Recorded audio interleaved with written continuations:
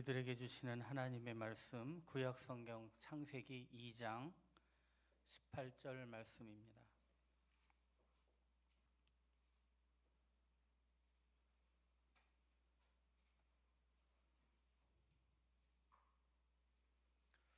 창세기 2장 18절, 우리 한 절인데 우리 한 목소리로 우리 같이 읽겠습니다. 시작.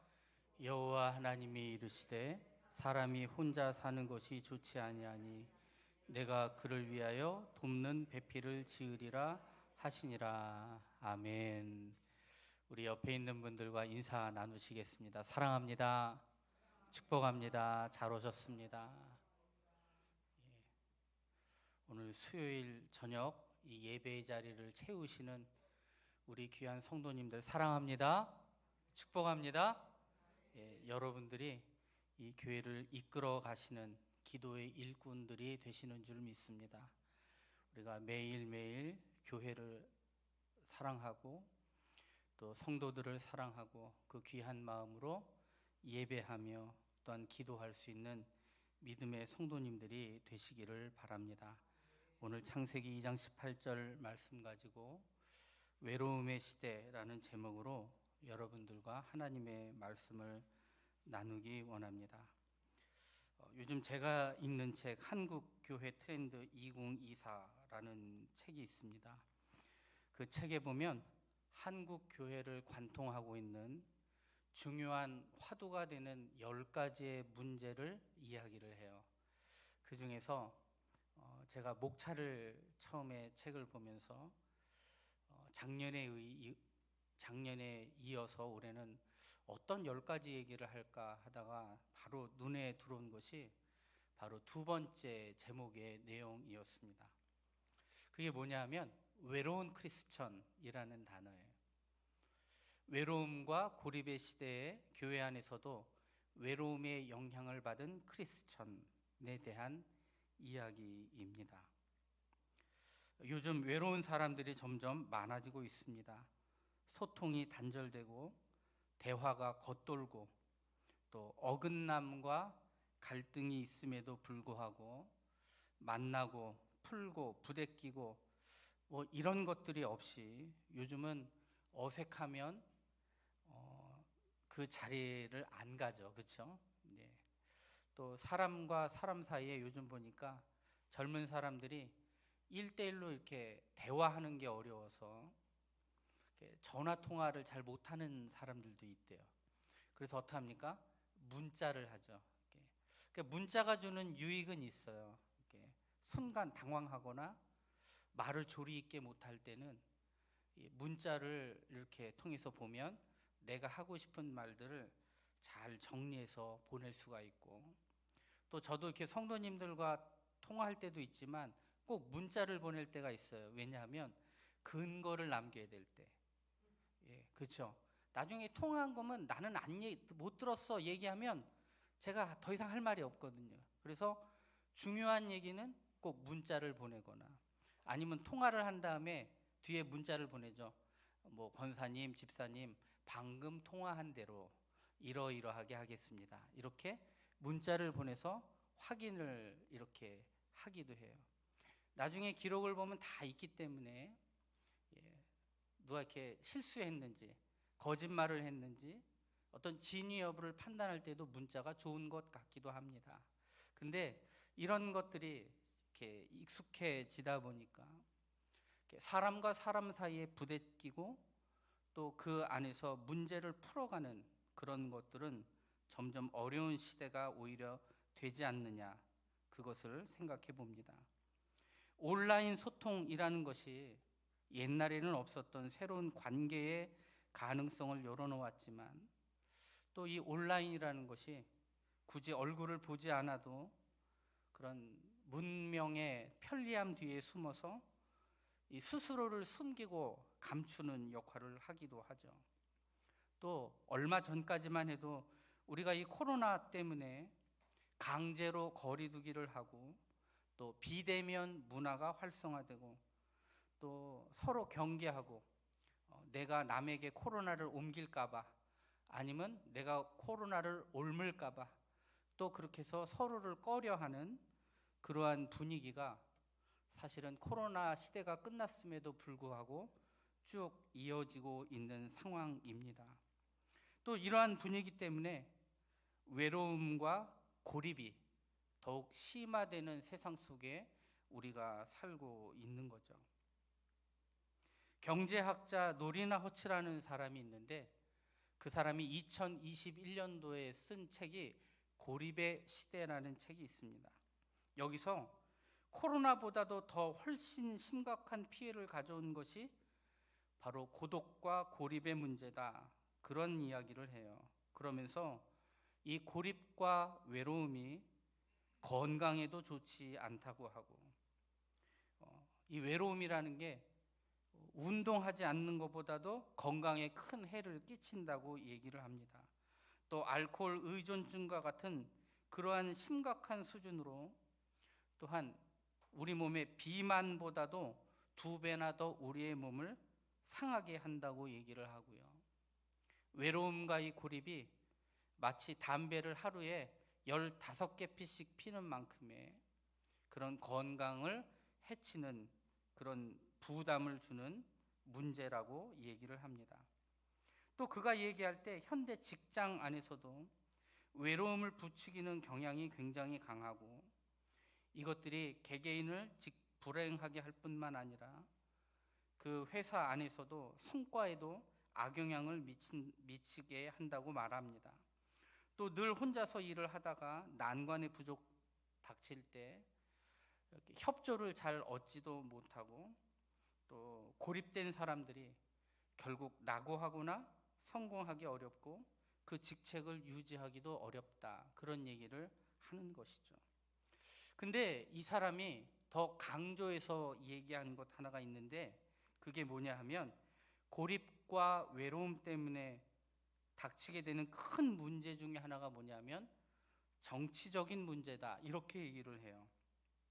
이게 무슨 얘기인가 저도 이제 곰곰이 살펴보니까 요즘 세계적으로도 정치적으로 어떤 극단주의, 남의 견해를 수용하거나 입장을 잘 헤아리지 못하는, 그렇게 자기 주장만 과격하게 내세우는 현상들이 요즘 굉장히 많이 일어나고 있지 않습니까? 이런 것들에 대한 원인도 외로움과 고독이라고 얘기를 하는 거예요. 그게 왜 그렇게 되느냐, 그 이유에 대해서 설명하는데, 사회 속에서 자기의 자리가 없다고 느끼는 사람들이 강력한 이데올로기에 투항하여 자신의 정체성 그리고 소속감을 찾으려고 하는 노력을 한다는 거예요. 그래서 그 안에 있는 내용 중에 하나를 발췌해 보면 이런 표현이 있어요. 사회적으로 덜 연결되어 있을수록 고립되어 있다고 느끼고, 차이를 적절히 조율하고 서로를 시민답게 협력으로 대하는 연습이 부족해지고, 동료 시민을 좀처럼 신뢰하지 못하고, 그 결과 포퓰리스트가 제시하는 배타적이고 분열적인 형태의 공동체의 매력을 느낀다. 그러니까 스스로 고립되어 있고 자기의 정체성이 없고 존재감이 없다고 느끼기 때문에 무언가 이렇게 강력하게 극단적으로 얘기하는 사람들의 마음이 동조된다는 거예요. 주변화되고 무시당한다고 느끼는 사람 앞에 그를 바라봐주고 그에게 귀 기울여주고 약속하는 누군가가 나타난다면 어찌 매혹적이지 않겠는가. 이런 거로 인해서 사실 우리나라의 아주 큰 문제 중에 하나도 양극화 문제 아닙니까? 극단적으로 치닫고 서로 타협하지 못하고 연합하지 못하는, 아주 극 이쪽 극 저쪽으로 나누어져 있는 그 문제의 원인 중에 하나도 고독과 외로움이라는 거죠. 그래서 이 외로움이라는 것은 인간성의 문제이고 경제의 문제이고 민주주의의 위기이기도 합니다. 오늘날 급속하게 양극화된 한국의 정치 지형, 극단적으로 거칠어지는 정치적 의사표현도 이 외로움과 무관하지 않다는 거예요. 이러한 가운데 교회가 할 수 있는 일이 무엇일까요? 너는 옳고 너는 그르다, 이렇게 말하는 것이 그 문제를 해결해 주지 않는다라고 말하고 있는 것이죠. 또 이 외로움과 고독의 문제가 이 사회 속에 큰 문제를 일으키는 것이, 그 원인으로 보는 것이 뭐냐면 경제적인 빈곤의 문제다라고 이야기를 합니다. 요즘 외로움이 사무친 시대이고 주위에 외롭고 고립된 사람들이 많은데 사실 그 사람들이 잘 우리의 눈에는 보이지 않아요. 그러나 그들의 마음은 공허하고 힘들고, 또 거리두기, 또 어떤 단절된 문화 속에서 인간관계가 점점 얇아지고 있습니다. 세계적인 경제 불황, 불평등의 심화, 또 요즘 각자 도생이라는 말 쓰잖아요. 이게 좋은 말이 아닌데 지금은 각자 도생해야 되는 위기 속에 혼밥이라는 표현을 요즘 너무 잘 쓰죠. 옛날엔 혼밥하면 이게 무슨 소리야 그랬는데 요즘은 어르신들도 혼밥이 무슨 뜻인지 다 아셔요. 그렇죠? 혼밥. 또 TV에 있는 어떤 예능 프로에도 보면 나 혼자 산다, 이런 거 몇 년째 지금 인기 있는 프로그램이 되기도 합니다. 혼밥. 또 여러분 유튜브에 먹방 이런 거 아시죠? 먹방이라는 게 인기를 끈 이유가 뭐냐면 혼자서 밥 먹을 때 그 틀어놓고 보는 거예요. 요즘도 식당이나 어떤 편의점 같은 데 보면 다 귀에다가 이어폰 꽂고 열심히 영상 보면서, 먹방 보면서 혼자 사발면 끓여 먹는 젊은 사람, 나이 많은 사람들이 얼마나 많이 있습니까? 혼밥, 혼술, 혼영 혹시 아세요? 혼자 영화 보는 거, 이런 것들도 굉장히 많아진 시대고 아주 익숙한 단어가 되었다라는 거예요. 혼자서 유튜브 보면서 먹으면서 위로하고 그 안에서 뭐 댓글도 달고 이렇지만 그 관계성이라는 것이 깊지 않고 아주 짧고 언제든지 무너질 수 있는 그런 단단한 인간관계가 아니라는 거예요. 그러면서도 사람들은 스스로를 합리화하고 정당하고 나는 괜찮아, 나는 이게 좋아 라는 말 가운데 사람들이 살고 있다는 거예요. 오히려 자기 합리화를 하고 주변에 함께하는 사람이 아무도 없는 현실 속에서 오히려 우울감이 증가하고 있는 거죠. 이런 고독과 외로움의 중요한 원인을 뭐라 보냐면 경제적인 빈곤이다, 이렇게 얘기해요. 빈곤이라는 게 먹고 마시고 여행하고 여유와 재미를 즐기는 모습들을 앗아가는 것이 경제적인 빈곤입니다. 돈이 없으면 못하는 거예요. 끝없이 노동해야 되고 하루하루를 먹고 살기 위해서, 돈을 벌기 위해서 살아야 되고, 또 경제적, 심리적 고립, 이것들이 끝을 향하여 가면 마지막이 뭐냐? 바로 고독사라고 하는 어두운 그림자가 있는 것이죠. 사회에 경제적으로 어쩔 수 없이 고립되어 살아가는 사람들이 이 외로움이 단순한 감정의 차원이 아니라 이런 상태가 길어질 때 심리적으로 우울해지고 불안해지고 분노가 쌓이고 신체적으로도 여러 가지 질병을 초래할 수밖에 없는 것이죠. 그럼 이런 것들이 사회적인 문제이냐? 그게 아니라 교회 안에서도 역시 그리스도인들도 그 외로움 속에 살고 있다고 말을 합니다. 이 그리스도인들도 사회 경제의 구조 속에서 살아가기 때문에, 또 경제적 빈곤의 문제에 직면했기 때문에 종교와 신앙이 그들의 외로움과 고독의 문제를 온전히 해결하지 못하고, 또 교회 안에서도 고독 가운데 살아가는 사람들이 많이 있습니다. 혼자 와서 예배드리고 대화 없고 교제 없이 금방 가버리는 성도들도 얼마든지 많이 우리가 볼 수 있습니다.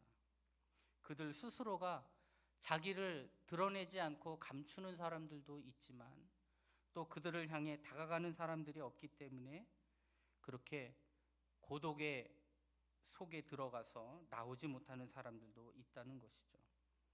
우리가 2024년도를 앞에 두고 이 한국 교회가 이런 외로운 현실 속에, 또 무한 경쟁의 사회 속에서 고독과 외로움에 내몰려 있다고 이야기를 하는 것이죠. 또 이러한 흐름 속에서 많은 사람들에게 생겼던 가치관이 뭐냐 하면 바로 물질 우선적 가치관. 무슨 얘기인지 아시죠? 무엇보다 뭐가 최고다? 돈이 최고다라고 하는 생각이 더 많아진 것이죠. 외로움의 문제도, 고독의 문제도, 질병의 문제도, 관계의 문제도 경제적인 문제로 인해서 생긴다라는 거죠. 누가 그런 말을 했다 그래요? 무엇인가 돈으로 해결되지 않는다면 그거는 돈이 부족한 이유이다. 이런 얘기를 했대요. 그러니까 이 말이 무슨 뜻이냐면 돈으로 안 되는 것은 절대 없다. 이런 의미라는 것입니다. 이러한 상황 속에서 또 이 시대에 생겨났던 많은 문제 중에 현상 중에 하나가 뭐냐면 1인 가구가 증가하고 고독사가 증가했다라는 거예요. 2021년도 자료를 보면 이 국내 1인 그러니까 혼자 사는 가구가 몇 가구 정도 되냐면 720만 가구 정도가 된다고 합니다. 그리고 이 가구의 수는 몇 등일까요? 우리 보통 한 가정하면 옛날에 맨날 4인 가족이 기본이었잖아요. 늘 4인 가족 기준으로 뭐가 어떻고 이렇게 설명해 갔는데 지금 1등이 뭐냐? 1인 가구. 다 혼자 삽니다. 어린 자녀들이 부모하고 살다가 크면은 뭐 해요? 독립하고 경제적인 문제로 직장 때문에 떠나가고 부모는 그것 때문에 자녀와 떨어지고 또 수많은 이 혼인 관계의 변동, 사별이나 이혼 등으로 인해서 홀로 사는 사람들이 점점 많아지고 또 세월이 점점 흘러갈수록 특히 나이 많이 드신 그렇게 홀로 살아가는 어르신들이 굉장히 많아진다는 것이 전망입니다. 이런 가구의 증가가 사람과 사람 사이에 유대감을 사라지게 하고 또 이것이 심화될 때 연락이 안 되고 관계가 끊어지고 질병으로 아프다 어떤 일이 일어납니까? 고독사라는 것이 아주 빈번하게 일어나죠. 옛날에는 고독사라는 말 자체도 잘 모르던 시대였어요. 근데 지금은 너무 흔해져서 이제 뉴스에도 안 나올 정도의 어떤 자연스러운 죽음처럼 그렇게 사람들에게 인식되기도 합니다. 연락 없이 지내다가 갑자기 아파서 죽으니까 오고 가는 사람들도 없고 언제 발견되는 거예요? 시신이 썩어서 냄새가 나야 사람들이 인식하는 것이고 그때 알게 되는 것이죠. 이렇게 사람이 죽으면 이 시신을 경찰에 와서 수습한 이후에 이제 유품을 정리하고 시신이 부패하여 발생되었던 구더기, 냄새들을 다 제거해야 되고 청소를 해야 되는데 이거를 유가족들이나 집주인이 못하는 거예요. 너무 힘든 일이라. 그래서 특수 청소를 하는 사람들에게 이 일을 맡긴다고 해요. 그러니까 특수 청소하는 사람들이 들어가서 모든 문을 닫고 문을 열고 청소를 못한대요. 문을 열면 주변에서 그렇게 항의가 들어와서 냄새가 나니까 이 모든 문을 닫아놓고 안에서 청소하고 그거를 밀봉해서 밖으로 내가고 이런 일들을 하는데 요즘 이 특수 청소하는 사람들이 굉장히 많아졌다 그래요. 인기가 있어서 사람들이 몰린다는 거예요. 이게 무슨 뜻일까요? 그만큼 갑작스럽게 사람들과 모르게 죽어서 꼭 특수 청소를 해야 되는 경우가 굉장히 많아졌다는 걸 보여줘요. 1인 가구가 점점 늘어나고 외로움과 고독 속에서 또 코로나19 이후에 우울감을 느끼고 경제적인 타격을 입은 사람들이 굉장히 많아지고 이 상황 속에 고독사 하는 사람의 숫자도 굉장히 많아지고 있는 추세라는 것이죠. 혼자 사는 것, 홀로 된다는 것에 대하여 우리 성경에서도 이야기하는 것이 있습니다. 오늘 우리가 읽은 말씀인데 여호와 하나님이 이르시되 사람이 혼자 사는 것이 좋지 아니하니. 사실 이 본문은 언제 많이 쓰는 걸까요? 결혼에 대한 이야기이기도 해요. 그런데 이 결혼이라는 것 자체가 홀로 사람을 두지 않으려는 하나님의 인간을 창조한 아주 본질적인 목적이기도 하고요. 최소한의 사회적 관계가 어디로부터 시작합니까? 부부관계로부터 시작하잖아요. 부부관계로부터 한 사람이 둘이 되고 자녀들을 낳고 또한 그런 가정들이 많아지면서 지역 사회를 이루고 또 민족을 이루고 국가를 이루기까지 하는 것 아닙니까? 이것이 하나님께서 만드신 인간의 창조 원리이기 때문에 아무리 혼자 자기 합리화를 하고 변명과 명분을 내세운다 할지라도 홀로 있는 것, 고독하다는 것, 외로움 속에 있는 것은 하나님께서 인간을 만드신 본질의 목적이 결코 아니라는 것이죠. 여러분들도 고독과 외로움의 문제들을 느낄 때가 있을 것입니다. 내가 비록 혼자 살지 않는다고 하더라도 또 이런 고독과 외로움에 사무쳐 살아가는 사람들이 세상엔 너무나도 많고 또 다른 사람 생각할 것도 없이 지금 누가 가장 외롭습니까? 내가 가장 외로워요. 내가 가장 고독 속에 있고 의지할 데가 없다고 생각하는 수많은 사람들이 있고 그리스도인들도 있는 거죠. 여러분, 이것에 대한 아주 본질적인 이유가 뭘까요? 그를 우리는 이렇게 말할 수 있어요. 우리 인간이 창조주이신 하나님을 떠났기 때문에 잃어버린 자가 되었고 소외되고 외로운 자들이 되었다는 것입니다. 우리 인간은 인간과 인간 사이에 연합을 통하여 살게끔 만들어졌고 또 무엇보다 인간은 에덴 동산 속에서 하나님과 연합하여 사는 존재로 지음을 받았습니다. 그런데 그 인간들이 범죄를 하면서 어떤 일이 일어났을까요?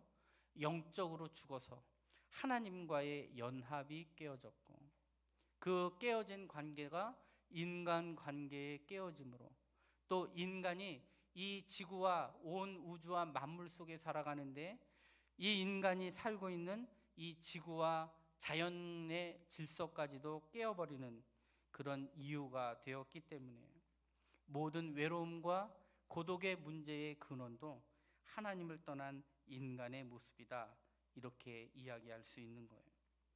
이러한 모습 가운데 또한 우리의 외로움과 고독의 문제를 우리에게 일러주는 본문이 있는데 그거는 누가복음 15장에 있는 얘기예요.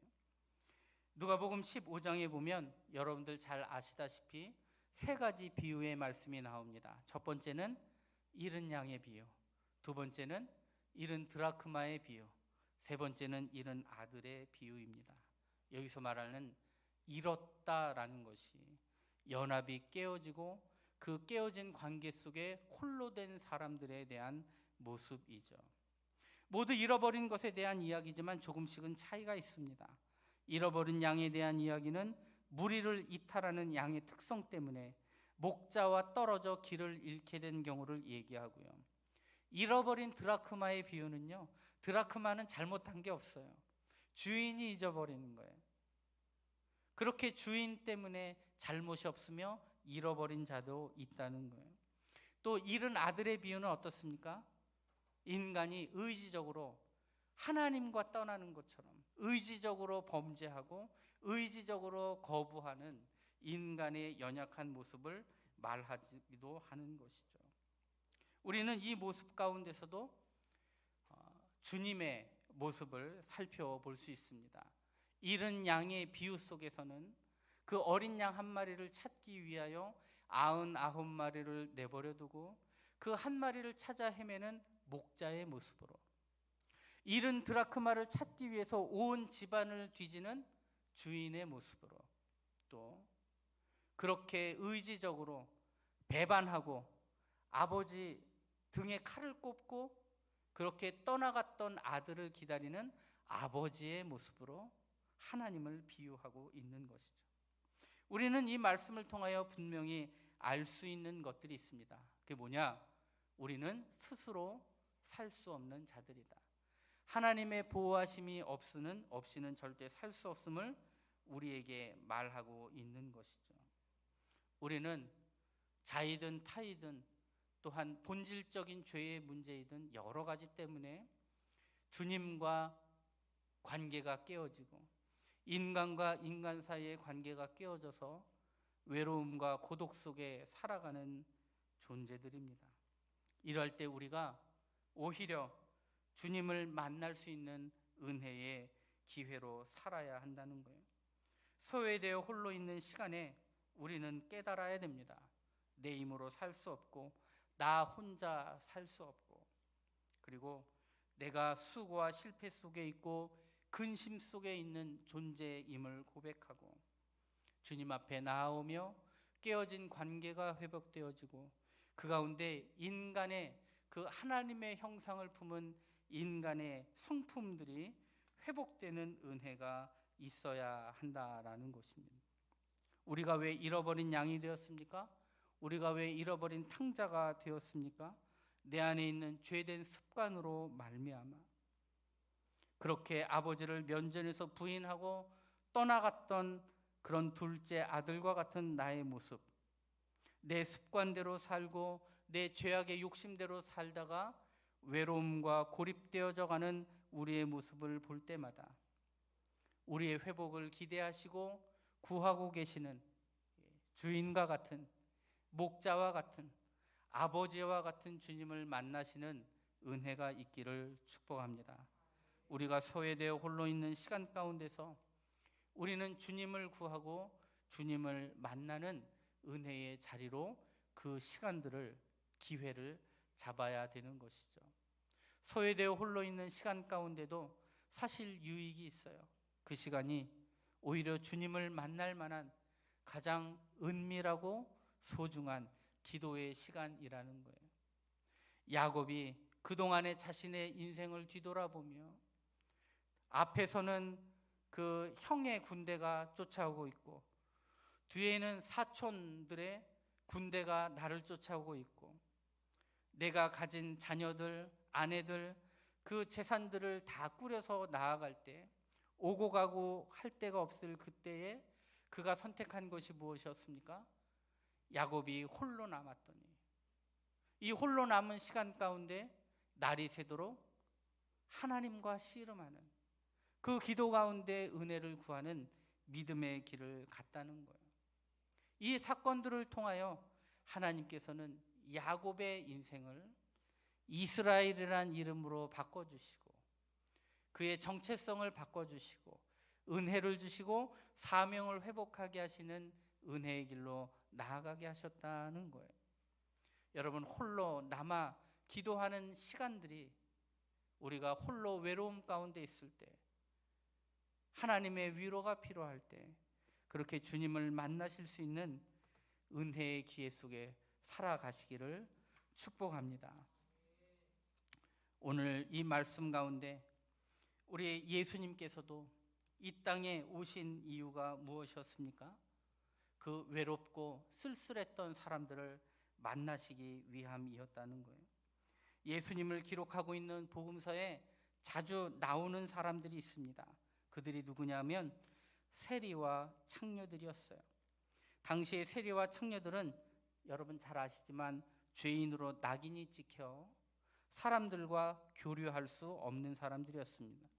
면전에서 창피를 주고 망신을 주고 그렇게 수모를 주었던 대상들이 바로 세리와 창녀들이었고, 그들에게 이야기를 하거나 말을 걸거나 그들에게 도움을 주면 사회에서 매장될 수 있는 그 분위기 때문에 함부로 도와줄 수도 없는 존재들이었습니다. 그들은 그렇게 사회적으로 소외되고 사회적 분위기 속에 정서적으로도 소외될 수밖에 없는 사람들이에요. 이 사람들은 의지할 수 있는 사람들이 없었습니다. 자기들끼리 모여 살거나 또 문둥병자와 같은 자들도 교류할 수 없는 사람들이기 때문에 자기들끼리 모여서 촌을 이루며 살기도 했습니다. 그들은 신앙적으로도 하나님 앞에 버림받은 죄인이라고 생각했기 때문에 마음속으로도 죄책감으로 가득했고 하나님 앞에 나아올 수 없는 존재라는 그런 답답함과 애통함 때문에 외로움이 더욱 심했던 사람이기도 합니다. 그런데 예수님께서는 그런 사회적인 관습을 깨치고 세리와 창녀들을 기꺼이 만나 주셨습니다. 만나 주시는 것뿐만 아니라 먼저 찾아가셨고 제자를 삼으시기도 했습니다. 세리였던 마태는 예수님의 제자가 되었어요. 저 돌 무화과 나무 위에 올라가 있던 세리장 삭개오는 예수님께서 친히 삭개오야 삭개오야 속히 내려와라.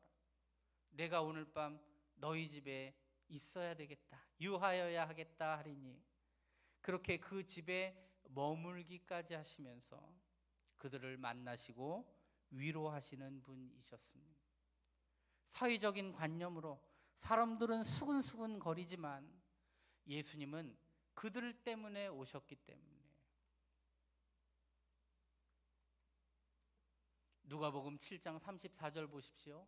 인자는 와서 먹고 마시매 너희 말이 보라 먹기를 탐하고 포도주를 즐기는 사람이요 세리와 죄인들의 친구로다. 우리 예수님은 그렇게 죄인된 자들을 친구 삼기 위하여 만나시기 위하여 위로하시기 위하여 그들을 안으시기 위하여 이 땅에 오셨다는 사실입니다.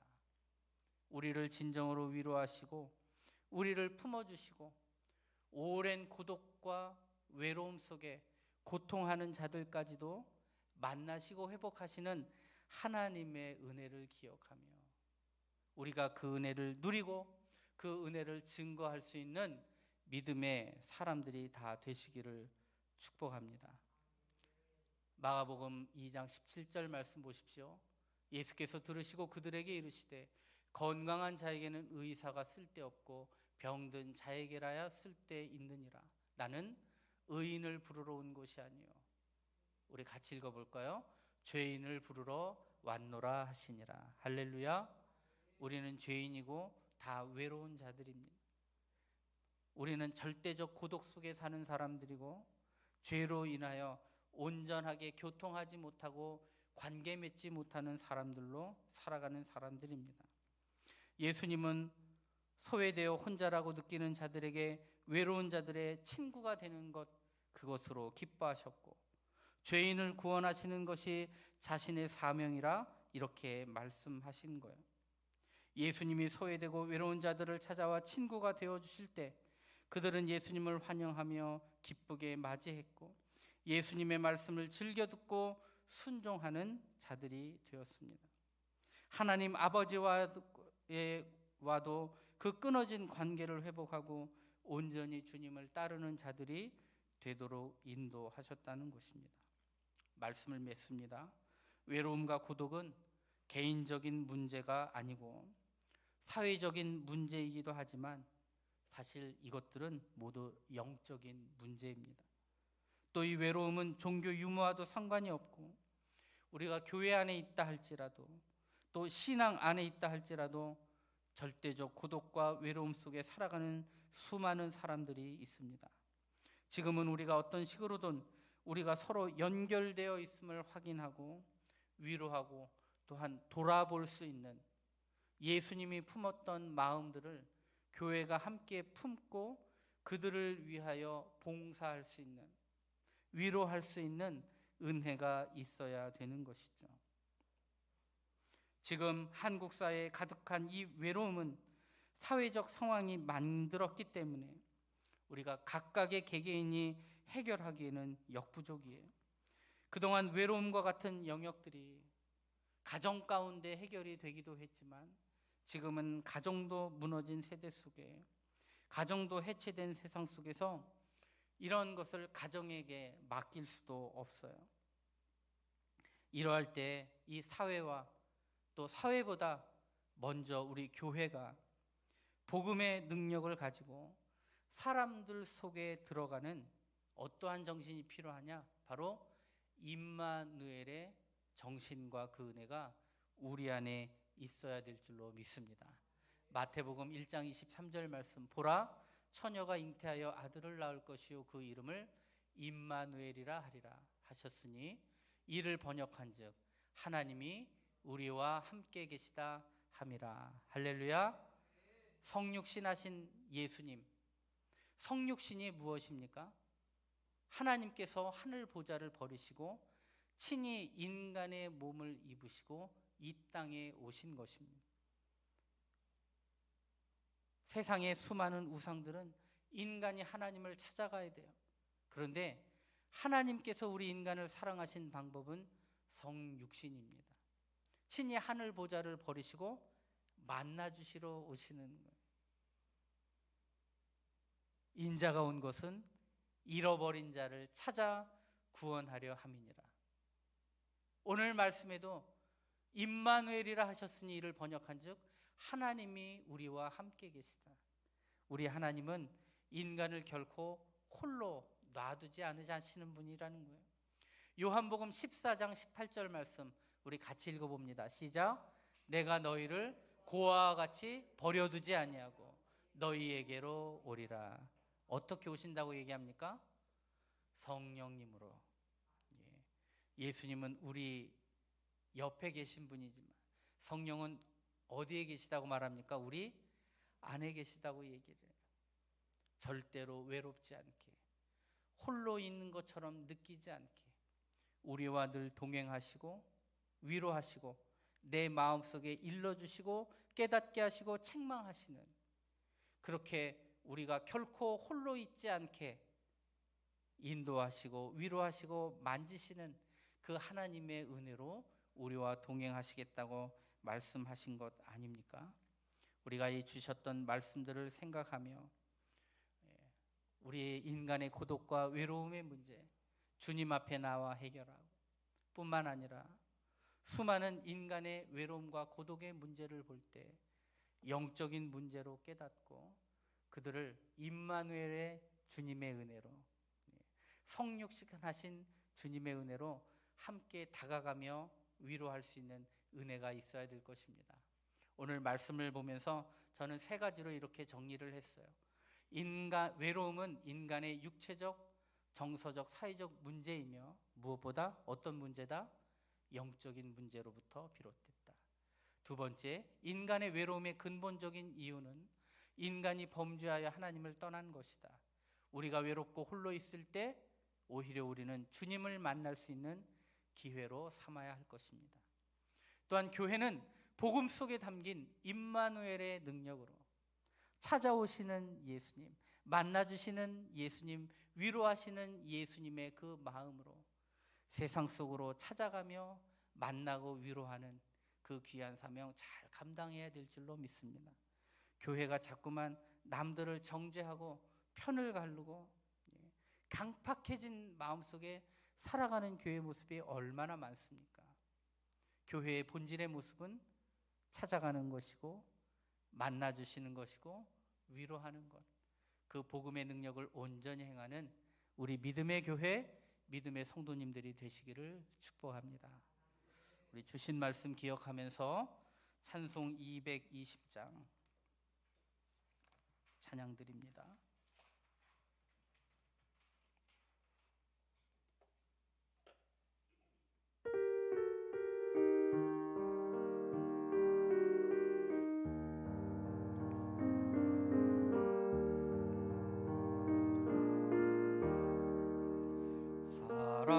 사랑하는 주님 앞에 형제자매 한자리에 크신 은혜 생각하며 즐거운 찬송 부르네.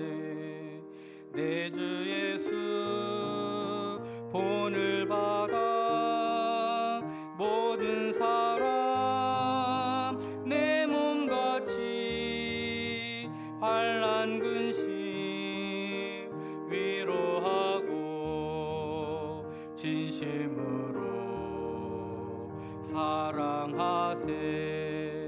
사랑하는 주님 앞에 온갖 충성 다 바쳐서 괴로우나 즐거우나 주님만 힘써 섬기네.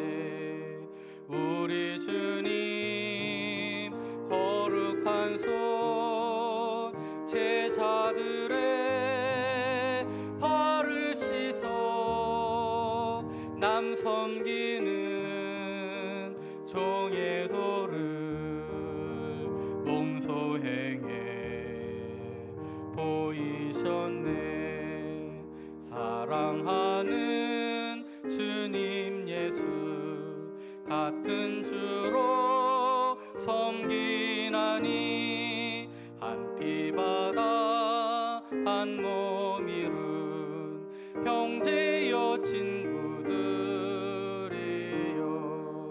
한 몸같이 친밀하고 마음으로 하나 되어 우리 주님 크신 뜻을 지성으로 준행하세. 기도하겠습니다. 좋으신 하나님 감사합니다. 우리로 하여금 하나님 앞에 예배하는 백성으로 삼으시고 이 수요일 날 예배 자리를 기억하여 주님 앞에 나아오게 하여 주시니 감사드립니다. 하나님, 세상이 너무 강팍하고 너무나 외로움 가운데 살아갑니다. 그들이 그 외로움을 극복하고자 먹방을 보고 또 여러 가지 자신들이 외롭지 않다고 스스로를 위로하고 자기의 합리화를 하지만 우리 인간이 범죄하여 또한 세상이 범죄하여 많은 사람들이 외로움과 고독의 길로 내몰리고 있습니다. 혼자 밥을 먹는 것이 너무나 당연해졌고 혼자 살다가 혼자 외로움 가운데 혼자 병들어 있다가 아무도 모르게 스스로 목숨이 끊어지는 수많은 경우들도 너무나도 많이 봅니다. 하나님, 이 연약한 삶과 우리 불쌍한 이 시대를 주님 긍휼히 여겨 주옵소서. 우리 인간의 정책과 지혜와 우리 인간의 열심으로는 이 외로움과 고독의 문제를 절대 해결할 수 없습니다. 하나님, 오직 하나님의 사랑으로 그 복음의 능력으로 사람들이 변화되게 하여 주시고 무엇보다 하나님, 우리 교회가 우리 믿음의 사람들이 십자가의 복음과 그 능력과 사랑의 마음들을 가지고 세상을 향해 나아가며 만나며 위로하며 손을 잡아주는 그런 은혜가 있게 하여 주시옵소서. 우리 주님께서도 이 세상에 계실 때 복음을 증거하시고 사람들을 가르치시기도 하셨지만 디아코니아 치료하시고 회복하시고 만나주시는 은혜의 역사들을 감당하며 사셨습니다. 자신들을 향하여 수많은 사람들이 몰려올 때 목자 없음 같음을 보시고 불쌍히 여기셔서 그들을 위로하시고 만나시고 치료하시며 먹이셨던 것처럼 하나님, 우리도 그 사랑과 은혜를 가지고 세상을 향해 나아가며 그들을 먹이고 입히고 위로하며 하나님의 사랑을 증거할 수 있도록 도우시고 역사하여 주시옵소서. 예수님께서 행하셨던 그 놀라운 사랑과 섬김의 마음들이 우리 교회와 그리스도인들에게 온전히 회복되게 하여 주시고 오히려 외로움 속에 하나님을 찾고 하나님 앞에 기도하며 은혜를 구하는 믿음의 성도들로 삼아 주시옵소서. 오늘도 부르짖어 기도할 때 주님 응답하여 주실 줄로 믿습니다. 하나님의 때가 될 때 하나님의 방법으로 채우시며 놀라운 복으로 인도하실 줄로 믿사오니 주님 앞에 기도할 때 포기하지 않고 실증 내지 않고 열심을 가지고 기도하며 주의 뜻을 구하는 믿음의 사람들로 삼아 주옵소서. 하나님께서 우리 교회와 함께하는 모든 성도들 가운데 동행하여 주시고 우리를 외롭지 않게 하시고 충만하게 하실 주님을 기대하며 나아갑니다. 예수님의 이름으로 감사하며 기도하옵나이다. 아멘. 하늘에 계신 우리 아버지여, 아버지의 이름을 거룩하게 하시며 아버지의 나라가 오게 하시며 아버지의 뜻이 하늘에서와 같이 땅에서도 이루어지게 하소서. 오늘 우리에게 일용할 양식을 주시고 우리가 우리에게 잘못한 사람을 용서하여 준 것 같이 우리 죄를 용서하여 주시고 우리를 시험에 빠지지 않게 하시고 악에서 구하소서. 나라와 권능과 영광이 영원히 아버지의 것입니다. 아멘. 우리 주여 한번 외치고 함께 기도합니다. 주여 하나님 도와주옵소서. 성령님 지켜